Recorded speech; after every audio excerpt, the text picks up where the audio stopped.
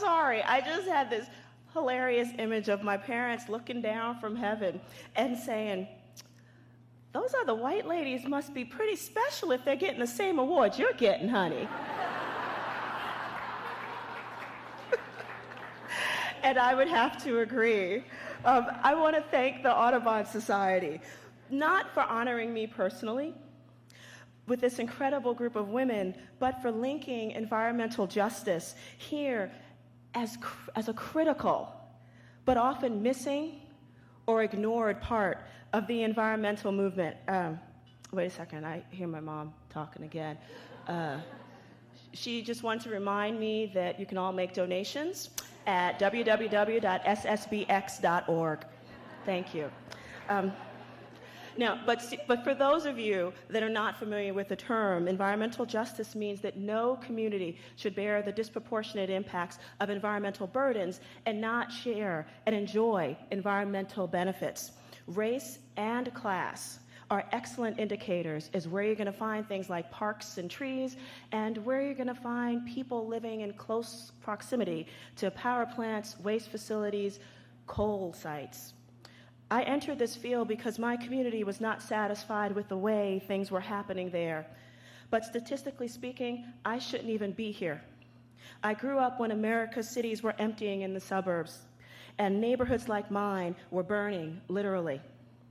In that environment, kids like me, my 7th grade teacher, Mrs. Boyd, is here to tell you that many of my peers ended up pregnant in their teens, addicted to drugs, dead, or all of the above.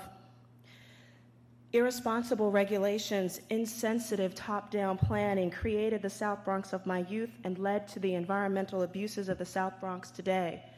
Our part of New York City handles a disproportionate amount of the city's solid waste and sewage sludge. 4 power plants, the emissions from 60,000 diesel trucks every week. Communities like it across the nation and around the world are point sources for the greenhouse gases that we are all trying to curb. The health effects are clear in our painfully high asthma rates. Obesity and diabetes follow closely behind because people generally don't want to go out walking for a brisk walk if they fear getting hit by a truck or if the air is stinky. Increased exposure to fossil fuel emissions cause brain damage in young children, reducing their ability to learn. And we know that poor kids who don't do well in school are better candidates for prison than they are for higher education. Our economic practices produce burdens with costs that run deep and wide. It's not just losing polar bears 30 years from now. It's the slow death sentences we have been handing out for decades to our fellow citizens. Because community is not just a place or a group of people. It is an activity. It is the responsibility you exercise that you live up to. In my community, we're struggling to create the Bronx Eco-Industrial Park, a collection of businesses that process and use recyclable materials on a site with good rail and barge access, incorporating hundreds of jobs, citywide solid waste mitigation, greenway development, and less truck traffic. In communities with high unemployment rates like the South Bronx, those jobs are a hopeful vision. But it is under imminent threat from our city's plans to build a 2,000-bed jail on that same site.